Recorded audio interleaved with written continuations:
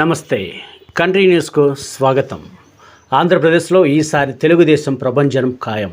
ఆంధ్రప్రదేశ్ రాజకీయాల్లో మార్పు సంకేతాలు స్పష్టంగా కనిపిస్తున్నాయని కర్ణాటక తెలుగుదేశం పార్టీ కోఆర్డినేటర్ రాయ్ మోహన్ చౌదరి పేర్కొన్నారు.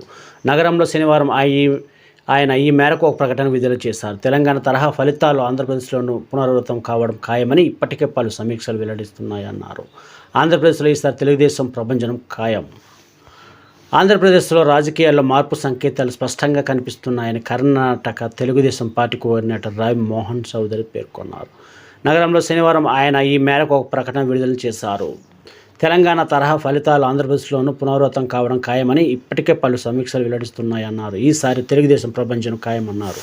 ఆంధ్రప్రదేశ్లో జగన్ పరిపాలనపై అన్ని వర్గాల్లోనూ చివరకు ఉద్యోగుల్లోనూ తీవ్ర వ్యతిరేకత నెలకొని ఉందని సర్వత్రా వజ్ర కోసం కనిపిస్తుందన్నారు. ఆంధ్రప్రదేశ్లో తీవ్ర ఆర్థిక సంక్షోభం నెలకొని ఉందని, ప్రతి నెల జీతాలు పింఛన్లు ఇచ్చే పరిస్థితి లేదన్నారు.